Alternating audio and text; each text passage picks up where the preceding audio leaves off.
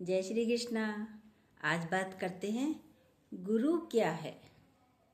जीवन में गुरु का होना बहुत ज़रूरी है, वरना आपने देखा होगा बिना गुरु के बच्चों को, जो बच्चे नहीं पढ़ पाते, उनकी लैंग्वेज, उनकी भाषा, उनकी बोली चाली और उनका करेक्टर भी। और जिनके जीवन में गुरु है, उनकी बोली चाली देखिए, उनका करेक्टर देखिए, महसूस होता है ना, पता चलता है कि ये पढ़े लिखे बच्चे हैं और ये अनपढ़ बच्चे हैं, पता चलता है ना। तो गुरु का हमारे जीवन में बहुत महत्व है। लेकिन क्यों है? गुरु हमें अंधकार से उजाले की तरफ ले जाता है। अब अंधकार भी दो तरह के होते हैं भाई। कैसा अंधकार? हम पे सारी वस्तुएं हैं, लेकिन हम सोचते हैं अभी और चाहिए, अभी और चाहिए, अभी और चाहिए। ये चाहिए की जो भावना है, भाव है और चाहिए का, ये हमें गुरु बताता है कि बेटा तुम्हें कुछ नहीं चाहिए, तुम पे सब कुछ है। कैसे चाहिए? तब तक जब हम किसी कमरे में गए, उसमें सोफ़ा भी पड़ा है, बेड भी पड़ा है, सुंदर मखमली कालीन भी पड़ा है, सब कुछ है, टेबल भी है, सब कुछ है, लेकिन उस कमरे की लाइट बंद है। अब आप कमरे में गए, भाई किसी ने कहा जाओ बैठ जाओ कमरे में, आपको तो पता ही नहीं स्विच कहाँ है। आप जैसी जाओगे आपकी ठोकर लग जाएगी और आप गिर जाओगे। अंधेरे में तो ठोकर ही लगती है ना, पता नहीं ना कहाँ सामान क्या पड़ा है, क्या सामान है। और लाइट खोली किसी ने, अरे अरे आप गिर गए, अरे लाइट खोली, देखा तो ओहो टेबल रखी थी, चेयर रखी थी, हम टकरा गए। ये कमरा तो बहुत खूबसूरत है, इसमें तो सारी व्यवस्था है, इसमें तो सारा ही सामान रखा है, लाइट खुलते ही पता चलता है। इसका मतलब ये हमारे पास भी सब कुछ है। ये हमें गुरु बताता है। ये हमें जब ज्ञान की उजाला होता है अंदर, अरे कुछ चाहिए ही नहीं, कितना चाहिए, क्या करेंगे और चाह कर, होता है ना। लेकिन जब गुरु आता है, जीवन में सबसे पहली गुरु हमारी माँ होती है, माता पिता होते हैं।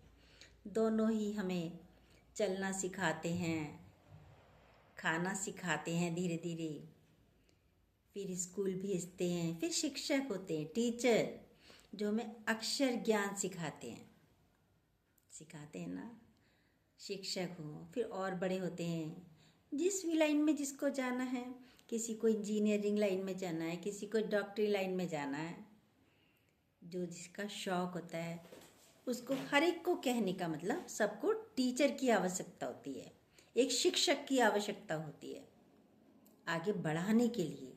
अब आपको जो पसंद हो, जो लाइन, जो मार्ग आपको पसंद हो, आप उधर ही जाओगे।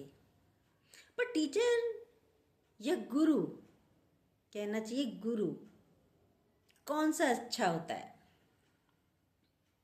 कोई यंग एज में गुरु के पास पहुंच जाए, जो आध्यात्मिक गुरु हैं उनके पास पहुंच जाए कि भाई मुझे ज्ञान दो, तो गुरु भी तो पूर्ण होना चाहिए, हर बात में समर्थ होना चाहिए कि किसको कैसा ज्ञान चाहिए,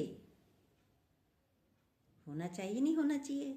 एक छोटी एज का बच्चा पहुंचा, एक बड़ी एज का, यंग एज का पहुंचा, एक 60-65 की उम्र में, 55 की उम्र में पहुंचा, अपने सारे कार्यों से निवृत्त होके पहुंचा, तो सबका ज्ञान अलग अलग है। छोटा बच्चा पहुंचता है, भाई तुमको पढ़ना है, उसको एकाग्रता की आवश्यकता है, उसको वो ज्ञान चाहिए। अब कोई यंग एज में पहुंचा, शादी होने के बाद पहुंचा, अभी शादी हुई है, अब उससे कह दो आप आध्यात्मिक शिक्षा लो, घर बार छोड़ दो, बीवी बच्चे छोड़ दो, क्या उसके लिए आध्यात्मिक शिक्षा पहले जरूरी है, अभी जरूरी है? नहीं, अभी तो उसको शिक्षा की जरूरत है। दोनों का तालमेल कैसे बैठे, ये सारे समर्थ गुरु की पहचान है। दोनों एडजस्ट एडजस्ट करना नहीं पड़े, हो जाता है जब ज्ञान होता है। फिर लड़ाइयाँ नहीं होती घर परिवार में। ये है अच्छे गुरु की पहचान। जो यंग एज के हैं उनको बिजनेस भी करना है, उनको सर्विस भी करनी है और दोनों के साथ रिश्ते भी अच्छे चलाने हैं। तो गुरु के पास जाने से ये ज्ञान भी मिलता है। माता पिता शिक्षक हमें इंजीनियरिंग पढ़ाई की ये सब शिक्षाएं देते हैं, लेकिन इस संसार रूपी सागर से कैसे पार होना है, चाहे आप यंग एज के हों, बड़ी एज के हों या छोटी एज के हों, वो सिर्फ हमें पूर्ण गुरु शिक्षा देता है। वो शिक्षा हमें उनके पास जाकर मिलती है। अब आप सभी कहते हैं सत्संग अभी नहीं जाते, बुढ़ापे में लेना चाहिए, अभी नहीं, यंग एज में सत्संग नहीं लेना चाहिए, सब ये कहते हैं। तो यंग एज में तो आप लड़ाई करते करते ही मर जाओगे, आपस में डिवोर्स हो जाएंगे, साथ में रहना ही नहीं आएगा। क्यों आज वृद्धाश्रम बन रहे हैं? क्योंकि रहना ही नहीं आता बच्चों को। न लड़कों को आता शादी के बाद पत्नियों के साथ रहना, न पत्नियों को आता, बहुओं को आता लड़कों के साथ रहना, पति के साथ रहना, आता ही नहीं। क्योंकि ये शिक्षा तो उन्हें मिले ही नहीं। मिली नहीं मिली कि संसार में, ससुराल में कैसे रहना चाहिए, पति लड़के को भी अपनी पत्नी के साथ कैसे रहना चाहिए, ये शिक्षा तो मिली ही नहीं। ये शिक्षा उन्हें किससे मिलेगी? जब उनके जीवन में गुरु होगा कोई। ये माता पिता को खुद नहीं पता तो वो तुम्हें शिक्षा क्या देंगे? ब्रह्म ज्ञान की शिक्षा नहीं है हर किसी के पास। शिक्षकों के पास सिर्फ बीकॉम, एमकॉम, एमएससी ये सारी शिक्षाएं हैं, लेकिन पूर्ण शिक्षा जो होती है, जो आर्ट ऑफ लिविंग होती है, वो सिर्फ एक सच्चे गुरु के पास होती है। और सच्चा गुरु वो होता है, कौन होता है? जो तुम्हारे पैसे पे निगाह न रखे, जो तुम्हारे शरीर पे निगाह न रखे, वो होता है सच्चा गुरु। वो अपनी प्रॉपर्टी, अपनी माया छोड़ के बैठा है, तुम्हारी क्या लेगा? जिसने सब कुछ होते हुए त्याग कर बैठा है, वो तुम्हारी माया पे आंखें क्या रखेगा? हर चप्पे चप्पे पे गुरु बैठे हैं, पर देखिए कैसे गुरु हैं, कितनी गंदगी कर रखी है। या तो उनकी दृष्टि पैसे पर है आपके, आप जाते हैं, पैर पूजते हैं, गंदा पानी पी लेते हैं गुरु के चरणों का कह के। पीते हो, यही करते हो। सोचिए कितनी बीमारियां होती हैं। वो टॉयलेट जा रहा है, मिट्टी में पैर हो रहे हैं, आप पैरों पे पानी डाल रहे हो और पी रहे हो। लेकिन जो सच्चा गुरु है वो कहता मुझे नहीं पूजो, मेरे वचनों को सुनो। उनके वचनों को दिमाग में बैठाओ, दिल में बैठाओ। गुरु तो पूर्ण भगवान है, वो तुम्हारी माया लेकर क्या करेगा? यह है सच्चा गुरु, जो तुम्हें पारस लोहे को छूती है तो लोहा सोना बन जाता है, लेकिन जब गुरु के वचन हमको छूते हैं तो गुरु अपने जैसा हमें बनाता है। और गुरु पारस से पारस तैयार करता है। पारस से पारस तैयार होने का मतलब है एक गुरु से कितने सारे शिष्य बन जाते हैं गुरु जैसे, जो बोलने लगते हैं गुरु का ही ज्ञान, और उससे फिर और शिष्य बनते हैं, फिर वो भी ऐसे ही बोलते हैं। एक का जीवन बनाया, एक ने 10 का जीवन बनाया, 10 ने हजारों का जीवन बनाया, 1000 ने और लाखों का जीवन बनता चला जाता है। ये होता है पारस से पारस बनाता है गुरु। ये है गुरु। गुरु, उसकी महिमा तो अनंत है, कितनी ही बातें करते जाओ कम नहीं हो सकती। गुरु हमें अंधकार से निकालकर उजाले में लाता है। अंधेरे में ही थे, सब कुछ होते हुए भी कहते थे मुझ पर ये नहीं है, मुझ पर ये नहीं है, मुझ पर ये नहीं, यही कहते थे। और आज देखो तो लगता है इतना भरा पड़ा है कि हम चले जाएंगे संसार से, तब भी बचा पड़ा रह जाएगा। गरीब आदमी है, छोटी पोटली बचेगी, थोड़ा और अमीर है भाई, सेफे भरी पड़ी मिलेंगी। कितना है देखो जरा, एक कपड़ा लेने चलते हो कई कपड़े गिर जाते हैं।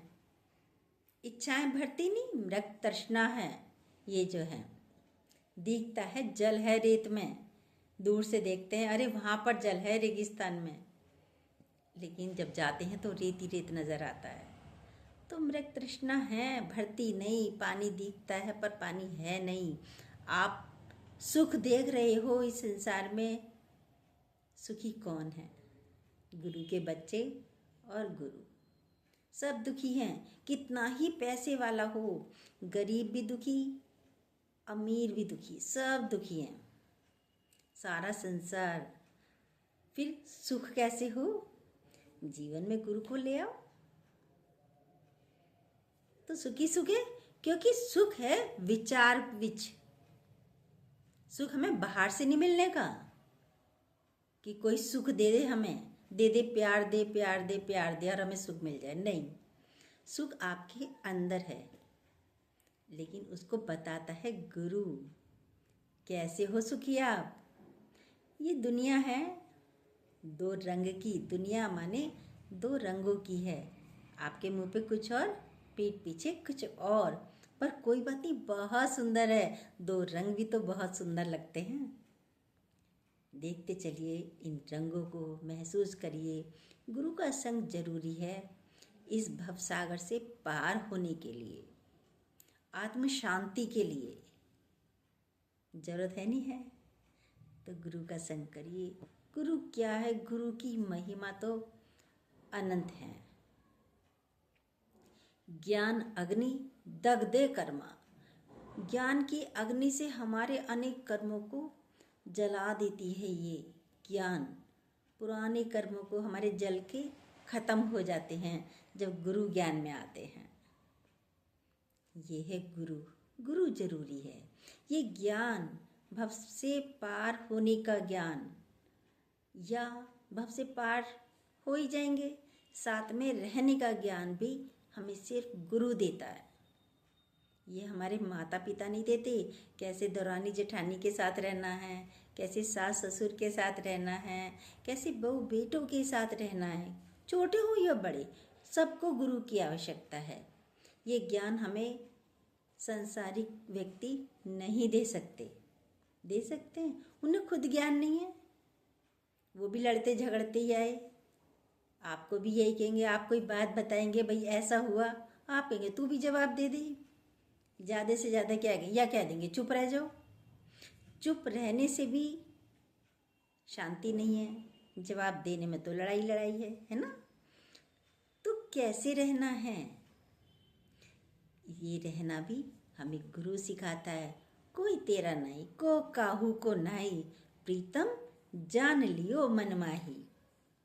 कोई किसी का नहीं है, ये हमें गुरु सिखाता है। मोह से हटाता है। बहुत मोह लगा पड़ा है, धृतराष्ट्र की तरह चिपके पड़े हो, फिर कर्म पे कर्म बन जाएंगे। लेकिन जब जीवन में गुरु है तो कोई चिपकन किसी से नहीं है, मोह किसी से नहीं है, क्रोध भी नहीं है, लोभ भी नहीं है। महसूस करके देखो। अपनी अपनी चेकिंग आप खुद करते रह करिएगा। अपनी चेकिंग करके देखिए कितना मोह है। किसी को कुछ हो जाए, आपको कितनी परेशानी, सोच कर देखो तो पता चल जाता है। यदि दर्द है तो चिपके पड़े हो। लेकिन हाँ, प्यार होता है, सबसे प्यार कीजिए। कुत्ते को भी पालते हैं, उससे भी प्यार हो जाता है। लेकिन चिपको मत किसी से भी। चिपकने में बाद में दर्द ही दर्द है। गुरु के ऊपर कितना ही बोलते चले जाओ कम है। डेली बोलना है, डेली आपके साथ बैठना है। कुछ ना कुछ टॉपिक भगवान जो मन चाहे लाएंगे। बोलने वाले भी वही हैं, हम बोलने वाले भी नहीं हैं। उन्हें क्या बुलवाना है, आपको किस खुराक की आवश्यकता है, वो खुद ही बोलेगा इस मुंह से आके, इस कंठ से आके। जय श्री कृष्णा। अच्छी लगी हो ये बातें तो प्लीज़ जो न्यू हो सब्सक्राइब कीजिएगा, बेल को दोबारा प्रेस ज़रूर कीजिएगा। जय श्री कृष्णा।